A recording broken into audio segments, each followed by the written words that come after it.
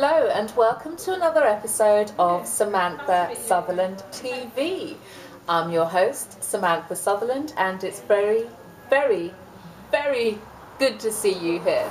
Okay, so today's show is all about how you can, with the help of my guest here that I'll be introducing in a second, start a business and grow your business. Now, every business is in the business of selling something. Even if it's a charity, they need to sell the concept of what the charity is to get money in. So you being somebody who's starting up a business from home, this is a very important episode for you right now. And I'm so pleased that I have the king of cold calling here. Seriously, he is hardcore. His name is Kevin Crook, dear friend of mine. And yeah, please say hello to Samantha Sutherland TV audience. Well, Samantha, thank you very much. Kevin Crook here, everybody. Really grateful to have this opportunity of partaking in one of these shows, and also to see if we can help some people out there thinking maybe, albeit nervously at the moment, because I can relate to that, trust me, in starting your own little enterprise in whatever sector, and just getting through that pain barrier of making yourself known, having the confidence to portray your subject matter and to turn that into customers, clients, or whatever type of business that you're starting. Fabulous. Well, Kevin's area of expertise is business to business. However, he's going to translate some of that information for you so that you could also be a business approaching customers. So it could be B2C, but however, his expertise is B2B.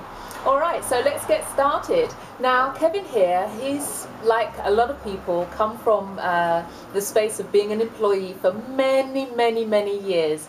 And what I'd like to do, Kevin, I'd like to actually talk to you about your business startup story coming from the space of being an employee. Could you tell us about that? And also let us know of the struggles and challenges that you face setting up your business, because I know that the audience would be very, very interested to hear about that. Yeah, sure. I mean, my background, which I don't even know if you know this, I spent 13 years working for a big corporate as a good little employee, doing what I was told. It was actually for one of the big banks, and it just was something that everybody was doing around me at school. When we left school, I didn't really know what I wanted to do. I didn't go to university, and I was working for a bank. It was actually NatWest for the record, and I was there for 13 years, and not just following the rules and not really getting ahead as much as I wanted to, and becoming quite bored. But I had no idea what else I wanted to do. I never thought I would end up running my own enterprise or getting to business by myself. It's something I kind of fell into. I'm obviously very glad that I did. But I'm just really relaying this to people who may have not known anything else, particularly with the economy as it is now. Maybe you're looking at going solo or starting a business through not having many other options. But all I can say is I've come from a situation where I didn't think being an entrepreneur was an option, and it's something that you can do. You don't need to have experience or background or have all of your family be self-employed. And there are so many resources around now that you can get that help and support fairly quickly and get off to a good start in business. Fantastic. Well, for those of you that have heard me talk or seen my videos, you know that I started my business the day after I got the sack on my birthday, and it took £30 of the money that I had to start my business. 6 days later I turned a profit. I had not gone to university myself. I had no formal business training. I just pretty much used my passion and my drive not to work for anybody else to get that business started. So it is possible. All right, so now let's have a look at the struggles and challenges that you faced getting your business started. Well, I think the first thing that comes to mind is the reaction that I got from the people who I thought were going to be quite supportive. I mean, my dad, bless him, he's not with us anymore, but his sort of mantra all the way I was working in the bank was, don't leave, the pension's great, going down the safety and security road. And I listened to that for the first few inklings of when I first had the idea.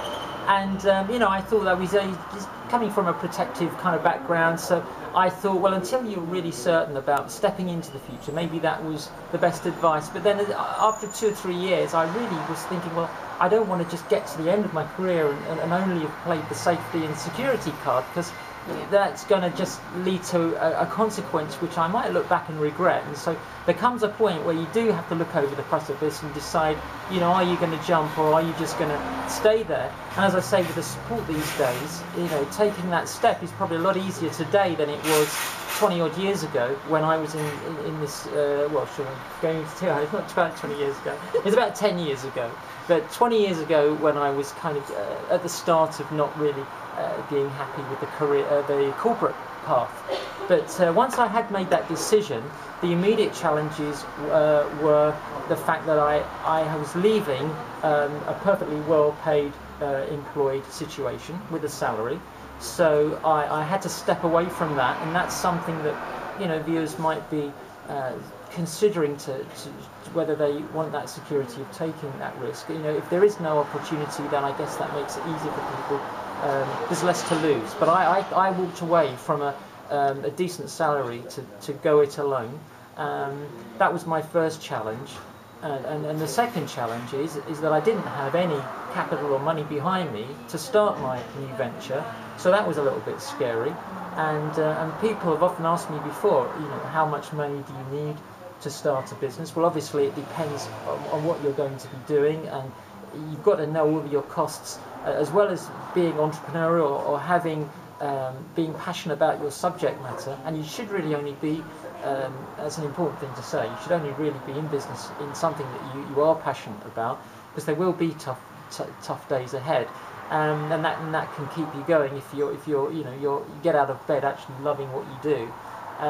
But the truth of the matter is that you don't need a lot of money these days. With you know, you can run a business, as we've already been talking today, with a laptop and a telephone, and you can be quite resourceful. You don't need to go and have a big flash office and pay lots of staff. You know, well, yeah, I mean, my whole thing is about starting up businesses that on low overheads. So we have low overheads, low outlay, and you know, I'm just really backing up what Kevin's saying here, that you can actually start a business on a very small budget and turn high profits. If you can run a business from your home, it's highly recommended, because the minute you go out there and you get an office, you've got office rent to pay, you're going to have to probably pay business rates. And as soon as you get into an office, you realise that your landline rental's a lot higher than if you were at home. Your internet connection's a lot higher in price than if you were at home. I mean, there's just so many expenses involved in running a business from a corporate, sort of like a commercial premises. So if you can run your business from home, I would highly recommend that. I know I've said it time and time again, but to be fair, I started my online letting agency with £30 from my property, turned a profit in 6 days. You know, in the olden days, I would have had to go and get a high street shop to start a letting agency, whereas I ran it from my home. So what I'd like to do right now, Kevin, thank you for that, I would like to actually now start digging into your business startup story. I really want you to tell people about the struggles and the challenges that you faced when you went out there to start your business. And I know there were a couple of people that you started your first business with, so could you tell us about that? Yeah, absolutely. My business is that we're cold call specialists, and we help clients get in front of the right decision makers in their target audience. And that really involves, you know, getting on the phone and having clients to represent. And in the first, when we started, I say we, I was an employee doing appointment setting for an organisation. They're not around anymore, I don't think, but it's because you left. Never a true word. I don't know about that. But I felt very comfortable with what I had to do, and to the point where I did have the view that I'd like to have a bash at doing this myself. In the company, there were a couple of colleagues. We felt the same way. We clicked together, And sure enough, we decided to start our own venture. We did it all properly, you know, we started from scratch, we left everything behind nicely, and we started in a very honest and you know, the proper way to do things. And you know, we gave out notice at the right time, and worked out very smoothly. But when we started, we needed clients, and obviously any business needs a customer as soon as possible. And being that we were in the business of cold calling, we practiced what we preach, and that is how we got our first clients. And obviously not everybody, if anyone out there has tried cold calling in any shape or form before, knows it is a numbers game. And so we were selective. We put a database together of companies who we felt would benefit from cold calling. And so we went down the technical route, i.e. IT companies, because we figured they would always have new products and services and upgrades to bring to the marketplace. The first half a dozen weren't interested in having those services. You know, sure enough, they'd already have in-house telemarketers, or they already had enough clients at that particular time. But eventually, we found a company who wanted our services. We went to see them, and they became our first clients.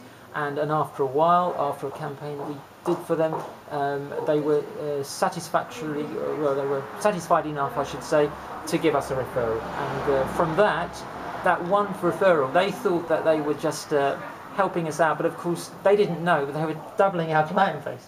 And from that, then, you know, through going to networking events and just doing advertising, basic advertising, not spending a lot of money, we built the client base to about 6 clients.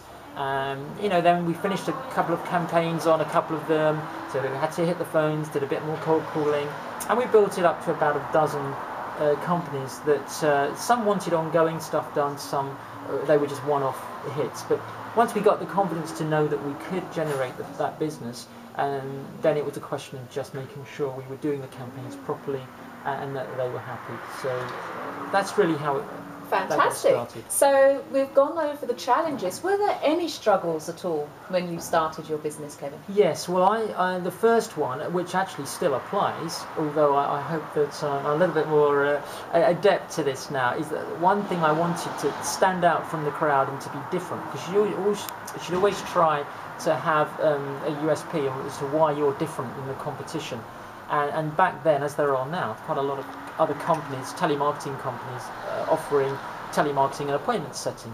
And so I made the decision that from day one, my offering would be results based. So clients were only going to be paying for meetings that met the criteria, where the meeting reality matched what I was giving them, so that they were happy that there was a real opportunity and a selling opportunity for them. And so when you work on a results-based offering, you take more of the risk. You're not going to be paid a monthly retainer or an hourly rate, and so you have to get it right.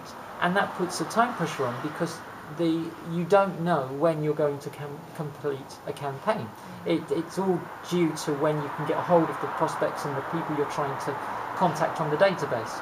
And so that, to answer your question, it was really, and still is, a challenge for a results-based offering. Now, it means you can be a lot busier because clients like the fact you're results-based, because you're taking more of the risk. And so we have been, jam-packed really since day one. And although, yes, I have to recognise there is a recession out there for a lot of people, we've always tended to have been busy because, particularly in a downturn as well, more companies need more business more quickly, and they'd rather outsource that to people who are doing that all day long. And but having said that, the challenge all the way through is that I'm just now doing that role instead of them, and we can only make meetings with companies who have a budget and are in the market, so to speak. But the constant challenge of delivering a results-based service has always been one of the main challenges.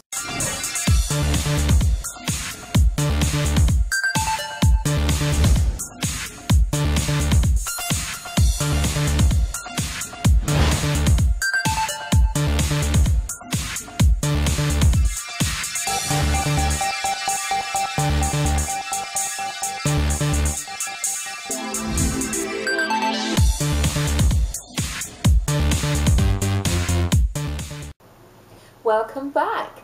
Okay, so Kevin and I are actually going to go through the next phase on his entrepreneurial journey, and I like this story. Would you like to tell us all about it? Yeah, absolutely. When I first started, or had this opportunity to go it alone, albeit with my two partners, I felt there was a certain bit of a safety net there because I wasn't completely by myself. And so we began our journey. We started. We got our first few clients, and after a little while, one of the guys that I started with, he was a musician, and he was leaving quite early sometimes to go off to his band, and it was fine. But he was clearly wanting to spend more time in that area, so we kind of he left us to go and pursue his dreams with that side of his life, and then there were just two of us. And after a few more months, this other chap also decided that he wanted to go in a different direction, and so there was just myself left. And had I known that was how it was going to work out, I still don't know to this day whether. I think I would. I hope I would. Just still gone alone. Because obviously the idea was, I was supposed to be doing this with two other guys. But anyway, after this first year of kind of sorting ourselves out, the other two guys going off to do their thing, I'm by myself. The next phase is me sort of coming to terms with that, and then what I was going to do, because all the while I was just making appointments and being the employee, doing the role, although the role as to how I was earning money was exactly the same, making appointments, getting through to people, and so forth. It's all that aspect of running a business that I had to then kind of take into consideration and do, and be very aware of deadlines, and paying bills on time, paying staff on time, because now I'm starting to employ people. We're trying to build a team. And also chasing invoices and seeing clients, and of course, and writing pitches, and all of that kind of stuff. Because while I was an employee, just being on the phone, like a good soldier, all of that other stuff was all done for me. Yeah. So that was the next phase: is coming to grips with all of that, mastering all of that, and seeing that very much being part and parcel of being an entrepreneur, or whatever you want to call it, just running the business. And if one phase of that wasn't there or in place, that would really interrupt the flow. So you've kind of got to be having all these hats on. So I did in fact get a friend who I also had worked with before. Found someone who I felt we clicked with, make sure we're going in the right direction together. And I kind of took him on as a right-hand man. So there was a kind of a partnership relationship, which helped. Mm-hmm. Well, sounds like a very interesting, steep learning curve. And for those of you out there about to start your businesses, enjoy. Okay, so what I'd actually like to talk about now, Kevin, are the successes that you've had since you started up your business. I know you've had multitude, so many successes, but if you could just pick out maybe 3 or 4 for us, and tell us about those, that would be good. Okay, excellent. Well, I've represented dozens of different clients over the years, and my role has been to set up meetings for them. So on the day of their meeting that I've set up, they turn up at the prospect's premises, and they walk in and they do their company presentation, and that's their platform to get in front of those prospects that they may or may not have otherwise have found had it not been for us. Now, obviously I'm in close contact with clients, and so one of the most rewarding parts about my business is hearing any success stories that get fed back to me afterwards. And so I can be phoning up a client just to finding out how things are going, and they say to me something like, "Oh, Kevin, remember that meeting that you set up with us at X company?" And I say, "Yep, I remember it very well," because it may have taken, sometimes we're able to make these meetings on a one hit, first call, first conversation, it's the right timing, the prospect company agrees to a meeting, easy peasy. Sometimes we might have had to have taken 11 or 12 calls with that decision maker. Maybe he's got to bring someone else in, maybe the timing's not right, maybe he's got to read a whole load of information. So I certainly do remember making those meetings, because it may have been, you know, multiple conversations over a period of time before they actually agreed to the meeting. And so I say, yes, I do remember that meeting, and I'm thinking, gosh, I hope it went well.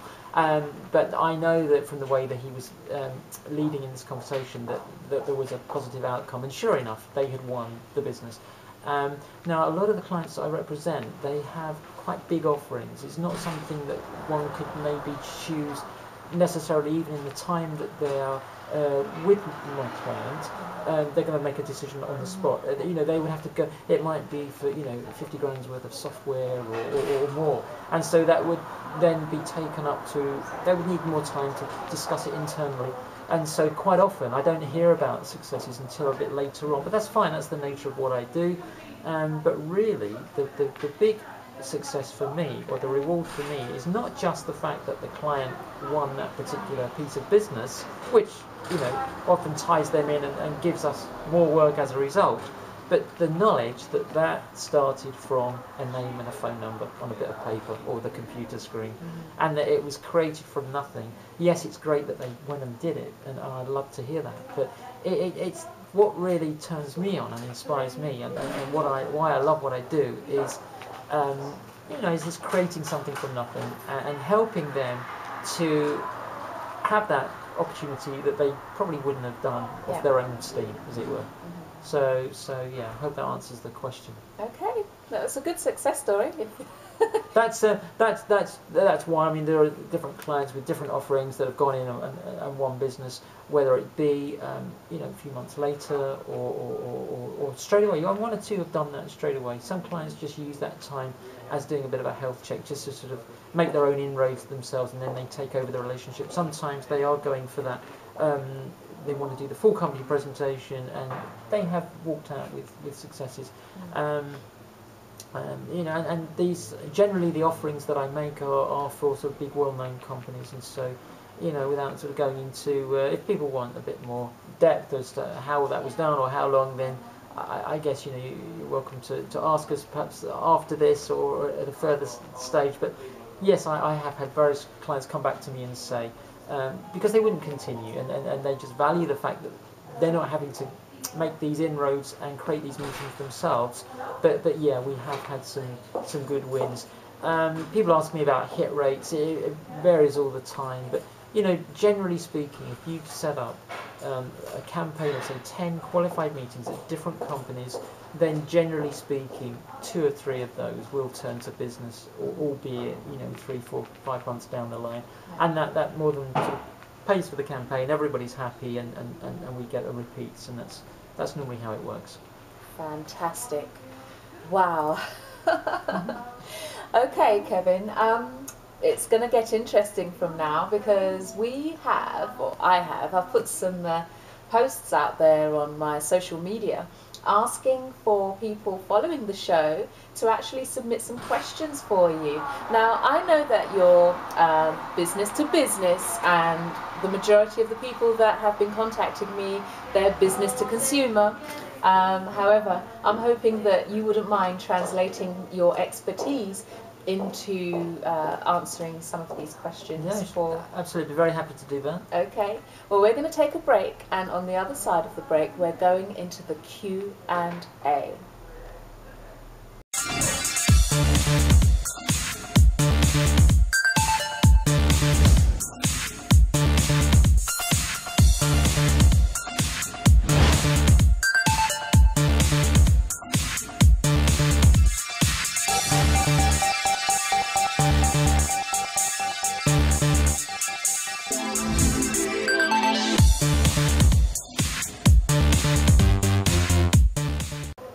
Welcome back. Okay, so this is the exciting part. We're now at the Q&A, questions and answers. All right, so I'm going to start off, not going to waste any time here, with questions submitted by Joel Davis.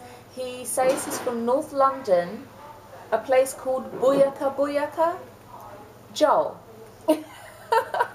you better send me the postcode of this Buyaka Buyaka place that you're coming from, because it sounds like a lot of fun, and I would like to come and see it, and maybe I'll bring the camera along. But anyway, thank you, Joel. I personally know Joel. He's somebody who came along to the Young Entrepreneurs Bootcamp, and he's a dynamic young entrepreneur. I know what you're working in. It's very excited, and I'm just so pleased to know you. And I'm so pleased that I'm part of the process, a very small part of your process, but all the same, I'm really pleased that you're actively setting up your business. So well done, you. Okay, so the questions. How do you deal with overpowering secretaries? Okay, well, we like to call them gatekeepers in our industry, and I think very simply, it's if you're coming onto the phone with and you're passionate and keen about what you do, it's no different than if you're meeting someone face to face.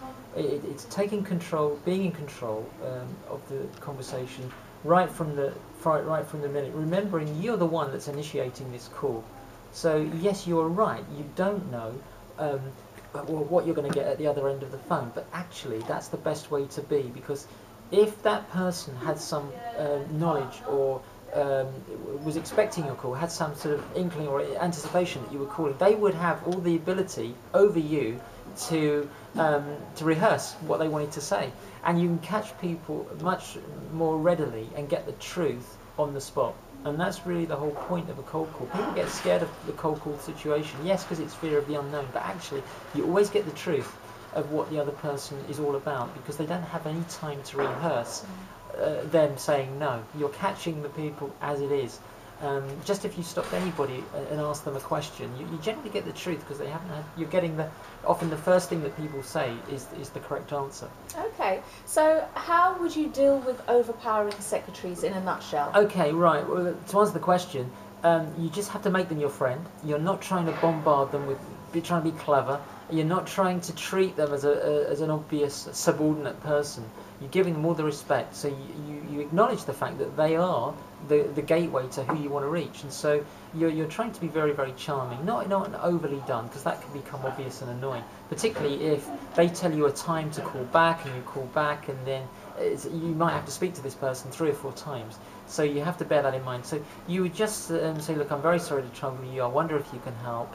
I'm trying to reach Mr. Jones. I wonder if you could let me know when is the best time of the day to reach him. Perhaps first thing in the morning or last thing in the evening. I don't want to keep calling back. Are you able to help me? Generally, if you ask for help, people will give you help. Yeah. Okay.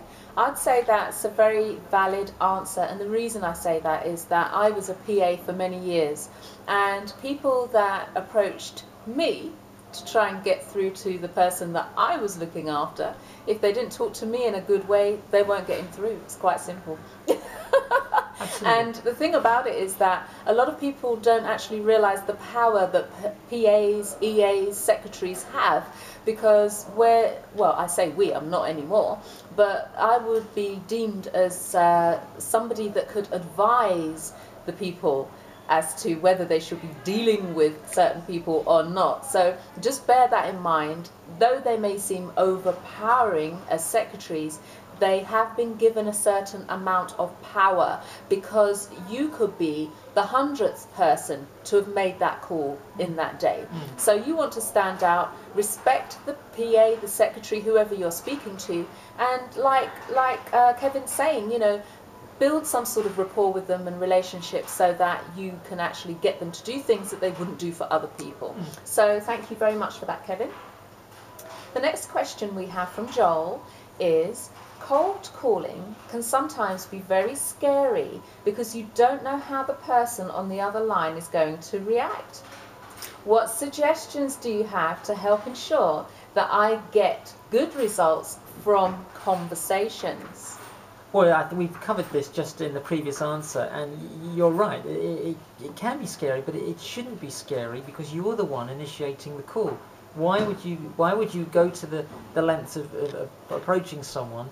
If it's a subject matter that we feel good about, we've kind of got to get over the fact that this is scary, or certainly not make it obvious. We've got to hide that fact. So number one is to appear that you're in control of the conversation, and to make it a friendly experience, so that we're not making the person that we're talking to feel that they're under pressure in any way. There's an option, they can say no. I think a lot of people hate cold callers because they feel that it's a heavy sales pitch and they feel cornered, and they don't like saying no. And I think English people have a problem saying no. They'd rather fob you off with a reason as to why they can't speak, or to try and delay the call. But they need to know that they can say no, and it's not compulsory. And really, you're just asking a few questions to gauge their interest level, because you're only ever going to be able to work with and follow up and do business with people who are very much going your way. So people make this general mistake of oh, if my pitch was better, I could have got that one. Well, you couldn't have done if they're not a suitable person in the first place. So it's just finding out and getting to that point whether they're suitable candidates or prospects, if you will. And it's a different approach, befriending people. Befriending is the answer. Thank you. Okay, so how could I structure my conversation opener when calling a company to get them interested in my service without a website up and running yet? This is a great question. Thank you, Joel. Yeah, first thing to say is that in the conversation at some point somebody may actually ask you for information, and sure, you'd like to refer them to a PDF or a website that you've got, but really all I can say is don't use the website to do the talking for you. At the end of the day, they are going to buy from you, and you're the one phoning them up. But right now they don't know anything about you or your company. The first entry or experience they have is of you, and people will buy from people they know, like and trust. It's all about you, and your offering is really a secondary thing, because they could go and find potentially your offering with another supplier, but they're going to buy from you because of you. And so use that first entry for them to feel safe in your company. You're not going to pressure them too much to make a decision, and it's all about the relationship. And so I would say that as the first part of the question. Okay. Let them feel comfortable with yourself. Okay, and I'd second that. Remember, I started my business the day after getting the sack, so there was no plan to start a business, and I turned a profit in 6 days. I didn't actually have a website up for some weeks. Exactly. Yeah, so it can happen. The website information can be a supporting role, but really it's about you and your energy that they're buying into. Absolutely. Your website's a bit like a shop window. Yeah. At the end of the day. Okay, so the last question from Joel. He says, I run a service that provides big opportunities for university students. However, the university administrators whom I need to go through can sometimes be oblivious to this. Do you have any special selling techniques to make the administrators aware of the opportunities? Well, from what I gathered by this question, Joel, is that you're telling me that you're going to have to go through the administrators to get almost like permission to speak to the students. And if that's the case, then I suggest that you've got to bring them on side, because they're going to have to know about your project. So I would literally try and find out a way to go and see them and meet with them, and just tell them what you're proposing to do, what your plans are, and whether they can then give you access to speak directly to the students, which is what I think you want to do. So you're not looking like you're trying to go behind anyone's back or do things the wrong way. Get them on side. I think you're right to contact them and make them aware, so there's no oblivion. But if they are the people who are going to give this their authority and their blessing, then you really want to go and see them, particularly if your offering is something that they are not aware of. They need to buy into you, they need to see you and shake your hand, and for you to explain it face to face. So try and go and see them for maybe 15-20 minutes at a convenient time to them, and make them feel comfortable, and I'm sure then at that point then you'll have a wider access to the people you want to reach. Yeah, that sounds like good advice, and I hope that you find the information very useful, Joel Davis from Booyaka in London. Okay, so we're moving on now to Lois Knoll from London. And well, let's get straight into the questions. So Lois says, we have a home business selling an effective hair growth product. How could we cold call potential clients effectively? Should we use a phone book or target hair salons? Okay, well, the first thing to know is that using a phone book, I mean, yes, in the old days, before the internet and databases were as readily available, people used to call from the phone book. This is very much a scattergun approach. It's completely random. You're just calling people in alphabetical order, basically. And what you really need to do is to become a little bit more selective. So you're targeting groups of people rather than just going through the phone book. Having said that, more importantly, you can't now just call from the phone book, because there are things that have been put into place, particularly from BT, to protect homeowners, residents in the B2C, business to consumer market, and in the business to business market, with laws. And people have the option to subscribe to a service from BT which prevents cold callers and canvassers troubling them. So if they've subscribed to that service and then a cold caller calls that number, the cold caller is actually liable for serious penalties. It can be as much as anything up to £5,000 for infringing. If somebody has subscribed and stated they don't want to be called and you call them, there are serious penalties. So you want to make sure that you're working from a database that has already been checked against the CTPS, the Corporate Telephone Preference Service, already, so you're not calling a number you shouldn't call.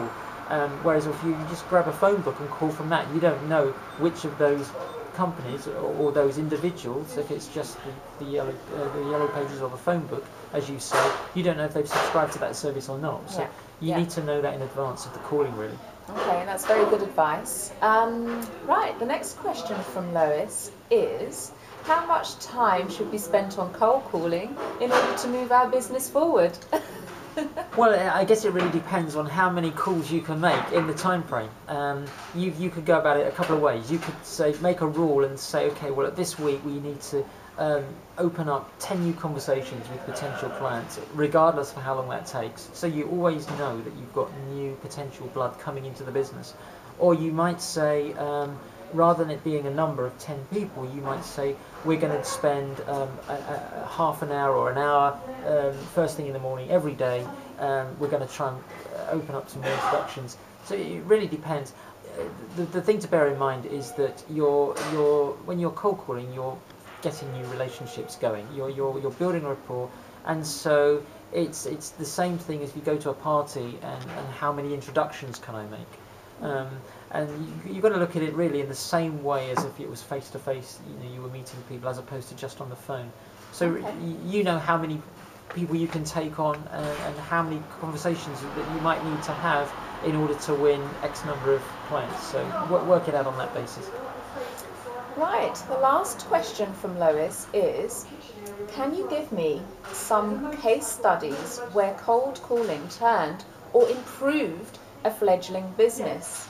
Well, absolutely. I mean, the fact that most of my experience is with bigger corporate companies that need to get into other corporate companies, the process is the same. And yes, there are areas.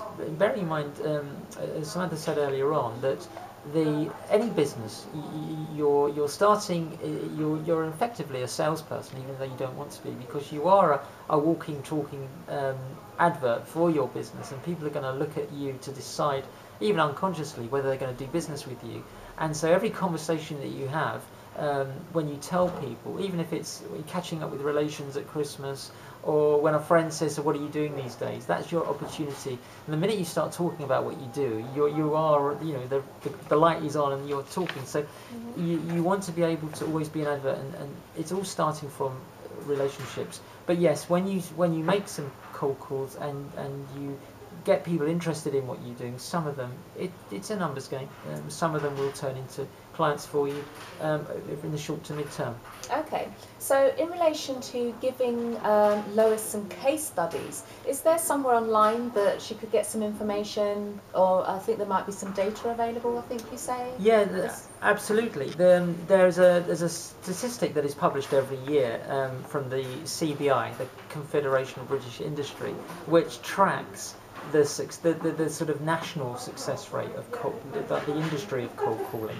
I can't remember what the current figures are, but certainly in about 2007 or 2008, 43% of all new business in this country, the UK, across all sectors, started from a single cold call. And that's all verifiable, it'll all be tracked back, and these figures are sort of, the statistics are nationally kept in these government offices, which is very interesting. It's almost half.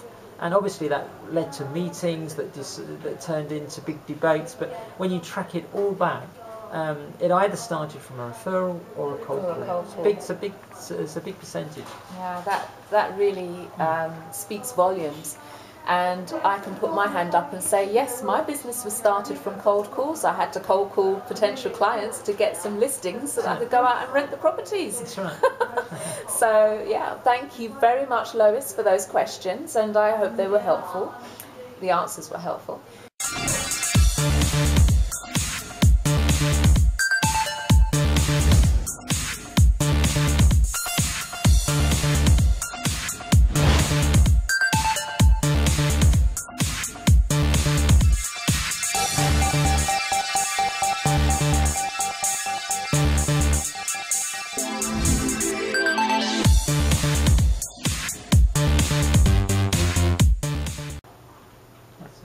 Welcome back. Okay, so now we're going to answer questions submitted by Andrew Ulanowski. And yeah, we're going to get straight into these questions. So thank you very much, Andrew, for sending them in. Okay, so Andrew has asked, do you have a general script for all conversations? Well, every single campaign or different subject matter is obviously going to have its own. It's going to be tailored just to that for that company's offering. So there's no real general pitch or approach that's going to sound the same. The thing to say though is that there is kind of behind the scenes, should we say, an introduction that's going to sound similar. Obviously, when I'm representing different clients, I've got to remember to put the right client's name in there. But in terms of your initial crisp opening, making sure you're asking to speak to the relevant person, and then seeing if it's a suitable time of the day to speak. Yes, you want to do that in very much the same on all calling. But obviously each call is going to be tailored to who you're speaking to, and each campaign that you're running, the subject matter is very much geared towards the questions that you're going to ask the prospect are all going to be suitable just for his business. So the questions that you ask in the middle is going to change. Okay, which leads us very nicely on to his next question, which is, what has to be said at the beginning, middle, and end? What is the structure? Okay, well, as I say, going into the call, you want to find out who the person is that you need to speak to. You want to speak to the right person, the decision maker, the person that is going to be the eventual buyer, or the person that you want to try and meet if you're setting up an appointment. And it's very important not just to establish that, but the way of going about it. You want to save your own time. One of the previous questions, how much time should we devote to cold calling? Well, as much time as you need to develop business, and so you want to get through these calls quite swiftly. And so getting the right person on the phone at the beginning is one of the keys to that. Okay, so that would be the beginning, would it? That's the beginning, yeah. Right, and then moving on to the middle. The middle is where you're going to be asking your questions. And so you might just need 3 or 4 questions just to find out whether it's the right time, whether you're hitting the right spot in that company's in the time of year, whether they're looking for actually what you're offering, whether maybe another company or another supplier is performing that role for that company right now. It's just key questions that you need to ask to see whether your offering is suitable for this time. That's done in the questions, and at the end, obviously, if everything, all the boxes have been ticked thus far, then you want to make the end as effective as possible, or the close as we call it, where you're really asking for the meeting and you're trying to get into the diary of the person you're speaking to. Yeah. I hope that helps. Okay, so Andrew's final question is, where can I find cold callers? Is there a company providing cold calling services? And what are the costs? Well, I'm pretty certain that we can't really go over costs because it's a bespoke business, but I know that Kevin here is going to advise you where to find cold callers and advise you of the best company out there providing cold calling services. Well, okay, thank you, Samantha. Yes, I mean this is what I do, and so I'm very happy to talk to you, Andrew, in more depth about specific needs or help. And yes, I am such a cold calling organisation that can assist. I may also say, Samantha, you've given this little platform, which I'm very grateful for. She's fantastic, by the way. Which is the fact that a lot of companies prefer to do their calling themselves. They may not do it as effectively as they may be able to, and so I can also go and train these companies and give them tips and help and mentoring for the companies that want to just perform this themselves. So whether it's doing it themselves or they want to outsource that kind of activity, I'm able to assist, and we can talk about prices and what you want to achieve and so on if you want to get in touch with me after this show. Fantastic. Well, could you give us a way for people to get in touch with you right now? Yeah, sure, certainly. Well, I'm very happy to answer anyone else that's asked a question through this show. I'm very happy to talk to people personally or through Samantha's Facebook page where this interview will be shown. But if you want to get through to me straight away, I'm very happy to give my mobile number 07956 151 686. Call me anytime. If I'm in a meeting, I'll call you back. Just say that you're from the show, give your name, and I'll happily answer any questions as a result of you watching Samantha's program. Okay, so you have Kevin's mobile number, and he says you can call him anytime. But can I just say, probably between the hours of 10 till about 6. I'll soon tell you if it's not a good moment. If I'm in a meeting or otherwise engaged. Let's just leave it there. Okay, so to connect with Kevin, you can log on to my website, samanthasutherland.com. Hit me up on Facebook if you're not already a friend, and on my friends list you'll find Kevin Crook. Alright, so it's Samantha Sutherland about to sign out on this episode, and I hope you found it really interesting. Lots and lots of information for you to take in. Please share this with people that you know that are looking to start a business or have already started a business who could do with some help in getting more sales. Okay, every business is in the business of sales, so no matter what business it is you're looking to set up, really take on board all of the information that we've given to you in this interview today. All right, so Kevin, would you like to maybe say a few words? Well, first of all, thank you very much for the opportunity of you interviewing me and me to share my experiences and my story and my successes and challenges. I always like to sort of tell that story when I get the opportunity, and for the ability to talk and sort of be able to, I suppose, market myself. But I love the format of the interview situation. It's been a lot of fun, and I think, Samantha, you have a very good model here, and I wish the show and all your exploits in this all the very best. And I think you're onto something fantastic, and I thank you for the opportunity and wish you all the very best with the show. I'm sure it'll be brilliant success in the future. Thank you very much. Well, my thing is all about you turning your passions into profits, and I hope that through you watching these videos you'll see that the majority of the entrepreneurs, we all had our struggles and challenges when we started up our businesses. Some of us had no money whatsoever, but yet we went for it. We weren't going to bow down and say, oh, you know what, it just looks like hard work, let me just go and find a job. There are some of you out there that are leaving education and competing for work against people that have 10, if not 20 years experience.